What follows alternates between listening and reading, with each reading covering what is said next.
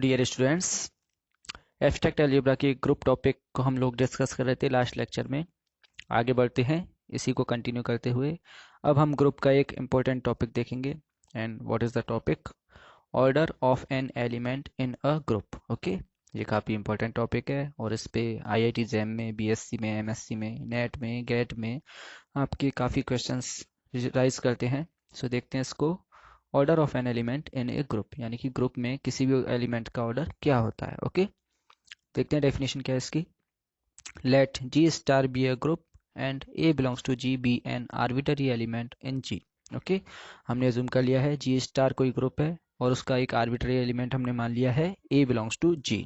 Okay, अब हमको इसकी ऑर्डर फाइंड करनी है इस ए बिलोंग्स टू जी की। सो आप इसमें हमेशा ध्यान रखिए कि कभी भी हम जब ग्रुप का ऑर्डर फाइंड करते हैं तो सबसे पहले तो हम उस ग्रुप के आइडेंटिटी एलिमेंट के बारे में पता करते हैं कि आइडेंटिटी क्या है। सो हम यहाँ मान लेते हैं let e is the identity element of G. Okay, एक आइडेंटिटी में एलिमेंट हमको अज्यूम करना पड़ेगा। अब देखिए ऑर्डर क्या होता है। Then the smallest positive integer n belongs to z such that a की power n, okay, equal to e। और a raise to the power n क्या होता है? a को हमने n बार ऑपरेट किया है, a star a dot dot dot star a n times, यानी आपने a को n टाइम ऑपरेट किया है और ऑपरेशन आपको स्टार दे रखा है, इक्वल टू आंसर क्या आ रहा है? e। सो देखिए स्मॉलेस्ट पॉजिटिव इंटीजर यानी कि किसी भी एलिमेंट a के लिए जब आप उसकी पावर्स लगाते हैं और वो पावर सबसे छोटी पावर यानी कि स्मॉलेस्ट पॉजिटिव इंटीजर ऐसा आ जाए ताकि उसको ऑपरेट करने पे तुरंत क्या आंसर आ जाए? ई आ जाए, यानी आइडेंटिटी आ जाए। तो सबसे पहली बार जब आपका आइडेंटिटी आएगा तो जितनी पावर पे वो आइडेंटिटी आएगा that power is called the order of a. Okay, then n is called order of a. Okay, so that is order of a equal to n. सो हमने यहाँ पे देख लिया है कि किसी भी ग्रुप जी में आपका कोई एलिमेंट ए है, सो उसके ऑर्डर निकालने के लिए हम क्या करेंगे? हम उस एलिमेंट की पावर्स करते जाएंगे और सबसे पहली बार जब आपका पावर में आंसर क्या आ जाएगा? ई। ओके, देन उसका जो ऑर्डर होगा वो जितनी पावर होगी उसके इक्वल होगा। So order of a equal to n.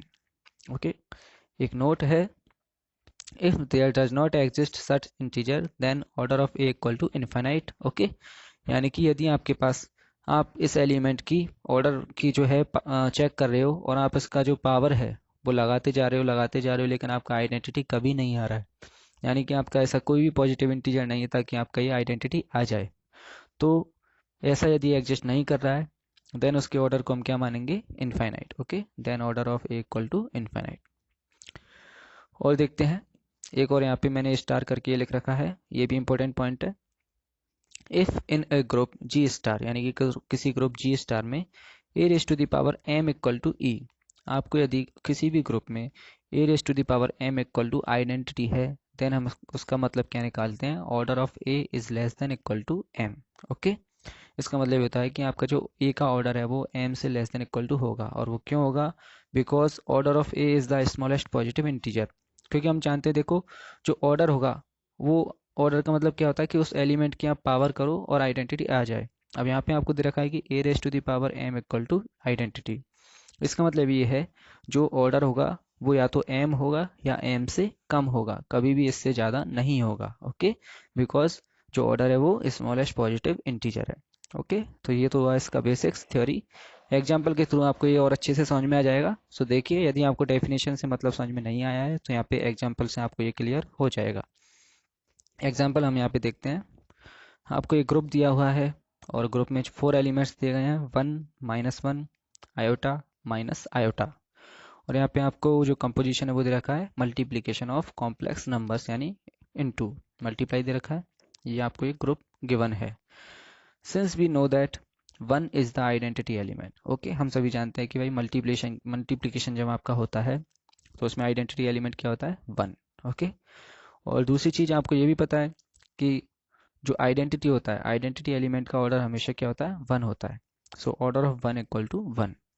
Okay, ये पॉइंट होता है इंपॉर्टेंट पॉइंट और थ्योरम भी है कि order of an identity element is always 1। क्यों होता है? क्योंकि जब आप इसकी 1 पावर लगाओगे, ऑर्डर का मतलब क्या होता है? इसकी पावर लगाना। जब आप इसकी 1 पावर लगाओगे यानी कि 1 को एक ही बार ऑपरेट किया, तो हमें पता है कि किसी भी एलिमेंट को हम जब 1 पावर लगाते हैं तो वही सेम एलिमेंट आता है। और आइडेंटिटी की 1 पावर लगाएंगे तो खुद आइडेंटिटी ही आएगा। इसलिए ये आपका हमेशा ऑर्डर 1 का एलिमेंट होगा। सो 1 का ऑर्डर तो आपको पता लग गया 1। अब ये 3 एलिमेंट और बचे हैं, इनका ऑर्डर हम फाइंड करते हैं। और ऑर्डर फाइंड करने के लिए आपको क्या करना है, इन एलिमेंट्स की पावर लगाते जाना है, और जैसे ही आपका आंसर में आइडेंटिटी आ जाएगा तो वो ये पावर आपकी ऑर्डर कहलाएगी। सो चेक करते हैं। -1 की 1 पावर, -1 की 1 पावर लगाएंगे, इसका मतलब -1 को आपने एक ही बार ऑपरेट किया है, सो आंसर क्या आएगा -1।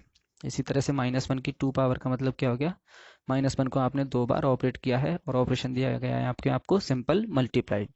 तो -1 को आपने 2 बार मल्टीप्लाई किया तो आंसर क्या आ गया 1। और 1 क्या है आपका आइडेंटिटी, इसका मतलब -1 का पावर क्या हो गया 2। 2 क्यों हुआ, क्योंकि हमने 2 बार इसको ऑपरेट किया, यानी 2 बार मल्टीप्लाई किया, और आंसर क्या आ गया identity. So order of -1 equal to 2। इसी तरह से आयोटा, आयोटा की आप पावर लगाते जाइए। सो आयोटा की पावर इक्वल टू आयोटा की power 1 equal to iota, iota की पावर 2 इक्वल टू -1, आयोटा की power 3 equal to minus iota, and iota की पावर 4 इक्वल टू +1। और +1 क्या है आपका आइडेंटिटी। इसका मतलब +1 आपका सबसे पहली बार कब आया, जब आपने आयोटा की पावर 4 ऑपरेट की। इसका मतलब ऑर्डर ऑफ आयोटा कितना हो गया 4। इसी तरह से -1 की जब आप पावर लगाते जाएंगे सो उसका ऑर्डर भी आपका क्या आएगा 4 ही आएगा, क्योंकि माइनस आयोटा की पावर 4 करेंगे तो आपका सबसे पहली बार क्या आएगा 1, यानी आइडेंटिटी। ओके, सो इस तरह से हमने सभी की ऑर्डर्स चेक कर लिए इस ग्रुप में। सो आंसर क्या होगा आपका, ऑर्डर ऑफ 1 जो आइडेंटिटी है वो तो आपका 1 आ ही गया है, और साथ में -1 का ऑर्डर है 2, आयोटा का ऑर्डर है 4, और माइनस आयोटा का ऑर्डर है 4। सो इस तरह से आप किसी भी ग्रुप का ऑर्डर चेक कर सकते हैं, और बहुत सिंपल प्रोसेस है ये। ओके, नोट देखिए, in a group the identity element is the only element with order 1। मैंने अभी आपको बताया भी था, ये थ्योरम भी होती है, यानी कि किसी भी ग्रुप में जो आइडेंटिटी एलिमेंट है वो ओनली एलिमेंट होता है ऑर्डर 1 का, यानी कि ऑर्डर 1 का एलिमेंट केवल आइडेंटिटी होता है, इसके अलावा और किसी एलिमेंट का ऑर्डर 1 नहीं होता। एक और नोट है, आप कोई ग्रुप लीजिए और उसका कोई जनरल एलिमेंट ए लीजिए, और किसी भी एलिमेंट की जो 0 पावर आप लगाएंगे तो हमेशा आंसर में क्या आएगा identity. Okay, so a raised to the power 0 equal to identity where e is identity for all a belongs to g। तो ये सभी के लिए है, लेकिन हम इस जीरो को इसका ऑर्डर नहीं बोलेंगे। हालांकि इसका आंसर आइडेंटिटी आ रहा है, लेकिन इसको ऑर्डर क्यों नहीं बोलेंगे, क्योंकि हमने डेफिनेशन में देखा था कि जो ऑर्डर होता है वो स्मॉलेस्ट पॉजिटिव नंबर होता है, इंटीजर होता है आपका ये। नेक्स्ट अब हम देखते हैं इसमें एक थ्योरम, और ये काफ़ी इंपॉर्टेंट थ्योरम है ग्रुप के लिए, ऑर्डर ऑफ एलिमेंट्स से ये रिलेटेड है। सो थ्योरम का स्टेटमेंट क्या है, the order of every element of A finite group is finite, यानी कि किसी भी फाइनाइट ग्रुप का एलिमेंट का जो ऑर्डर होगा वो भी फाइनाइट होगा, कभी भी इनफाइनाइट नहीं होगा, एंड लेस देन और equal to the order of the group, यानी कि आपका जो ग्रुप के एलिमेंट का जो ऑर्डर होगा वो ऑलवेज ग्रुप के ऑर्डर से लेस देन और इक्वल टू होगा, कभी भी ग्रुप के ऑर्डर से वो कभी भी ज़्यादा नहीं होगा। इसको हमें प्रूफ करना है, सो देखते हैं। Proof, let G star be a finite group. आपने एक फाइनाइट ग्रुप ले लिया, और फाइनाइट है इसका मतलब इसमें नंबर ऑफ एलिमेंट्स फिक्स हैं, इसका कुछ ना कुछ ऑर्डर होगा। So with order of G equal to n, हमने अज्यूम कर लिया है कि इस ग्रुप का जो ऑर्डर है वो एन है। This implies G has n elements. So group का जितना ऑर्डर होता है उतने ही उसमें एलिमेंट्स होते हैं, डिस्टिंक्ट एलिमेंट्स होते हैं ये सारे। नाउ अब एक आप इसका जनरल एलिमेंट ले लीजिए, थ्योरम को हम आगे प्रोसेस करते हैं। So let a belongs to G be an arbitrary element of G. आपने ए एक जी का जनरल एलिमेंट ले लिया है। अब देखिए, since we know that a raise to the power 0 equal to e, okay, belongs to G where e is the identity element. हम यहाँ मान लेते हैं कि जो ई है वो आइडेंटिटी एलिमेंट है, और आप सभी ये जानते हैं कि किसी भी एलिमेंट की जो 0 पावर होती है वो ऑलवेज क्या आती है आइडेंटिटी, और आइडेंटिटी उसका वो जी में बिलोंग कर रहा है। इसी तरह से ए की पावर जब आप जी करेंगे तो वो भी ए ही आएगा, क्योंकि ए की पावर 1 करेंगे तो ए आएगा, और ए भी आपने जी में अज्यूम कर रखा है। इसी तरह से ए की जब आप 2 पावर लगाएंगे, ए स्टार ए 2 बार ऑपरेट करेंगे तो ए भी आपका जी का ही एलिमेंट होगा, क्योंकि बाइनरी ऑपरेशन है, और बाइनरी ऑपरेशन में आप एलिमेंट्स को कितनी भी बार ऑपरेट करिए आंसर आपका ग्रुप में ही आएगा। ओके, ये ग्रुप की प्रॉपर्टी होती है, क्लोजर प्रॉपर्टी। इसी तरह से आप ए क्यूब करिए, ए की पावर 4 करिए, और ए की पावर एन करिए। सो ए की पावर एन क्या आएगी, a star a dot dot dot star a. ये हमने कितनी बार किया है एन टाइम्स। ओके, सो ये भी आपका जी का ही एलिमेंट आएगा। सो देखिए हमने क्या किया था, ए की पावर 0 लगाई वो आइडेंटिटी आया, वो भी जी का एलिमेंट। ए की पावर 1 लगाई वो ए आया, वो भी जी का एलिमेंट। ए की पावर 2 लगाई वो भी जी का एलिमेंट आया। और a की पावर n लगाई तो भी हमारा g का ही एलिमेंट आया। सो इसको हमने देखिए किस तरह से लिखा है। This implies a raised to the power 0, a raised to the power 1, a square dot dot dot a to the power n, all elements belongs to g। हमने देखा कि ये सारे एलिमेंट्स g में हैं। अब देखिए कितने एलिमेंट्स हो गए, ये हम चेक करते तो हमें पता लगा कि ये n+1 एलिमेंट्स है। देखिए आराम से 1 2 n तो ये हो गए और एक ये हो गया a की पावर 0, तो टोटल कितने हो गए n+1 एलिमेंट्स। तो ये सारे के सारे n+1 एलिमेंट किस में है, g में। लेकिन हमने अभी अभी देखा, हम ऊपर क्या अज्यूम करके चले हैं, since g has only n elements, लेकिन हम तो ये मान चुके हैं कि g में तो केवल n एलिमेंट्स ही हैं। इसका मतलब ये n+1 जो एलिमेंट है इनमें कोई भी दो एलिमेंट सेम होंगे। So this implies there are two same elements in a raised to the power 0, a raised to the power 1, a square dot dot dot a raised to the power n। यानी कि ये जो n+1 element है इनमें दो element कोई भी same होंगे। अब कौन से होंगे सेम वो हमें नहीं पता, सो हम उनको अज्यूम कर लेते हैं। Let us assume that a raised to the power I equal to a raised to the power r। Okay, जहाँ पे i और r क्या है, 0 से लेके n तक, यानी कि इनमें कोई भी दो एलिमेंट हमने दोनों इक्वल मान लिए हैं। ओके, अब इसको सॉल्व करते हैं इस इक्वेशन को सॉल्व करने के लिए हम क्या करेंगे, ए raise to the power i का जो इन्वर्स है वो हम राइट हैंड साइड में दोनों तरफ ऑपरेट कर देंगे। Okay, so a raise to the power i into a raise to the power i का इन्वर्स, इसी तरह से a raise to the power r into a raise to the power i का इन्वर्स हमने दोनों तरफ ऑपरेट कर दिया है। सॉल्व करते हैं, ये a raise to the power i and a raise to the power i का इन्वर्स, कोई भी एलिमेंट और उसका इन्वर्स मिलके क्या बन जाएगा, ई यानी आइडेंटिटी, इक्वल टू इधर क्या बन गया, a raise to the power r और a raise to the power i का इन्वर्स, ये -1 आपका आई के साथ मल्टीप्लाई हो जाएगा, ये प्रॉपर्टी होती है। So a raise to the power -i।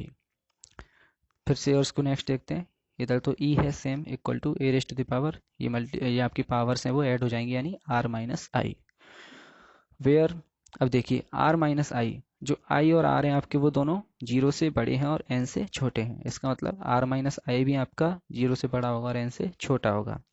ये इक्वल टू 0 क्यों नहीं होगा, यहाँ पे देखिए हमने ओनली ग्रेटर देन लगाया है, यानी r-i greater than 0 less than equal to n।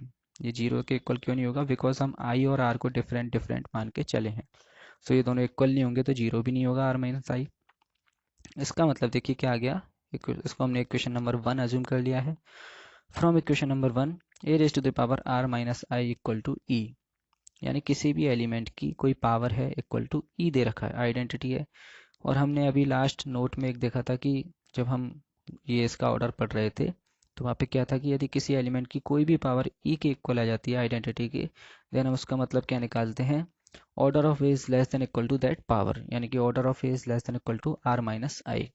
Okay, so this implies order of a, और हमें पता है कि जो r-i है वो किससे छोटा है, n से। So order of a is less than equal to n, और n क्या है आपका, ऑर्डर ऑफ g।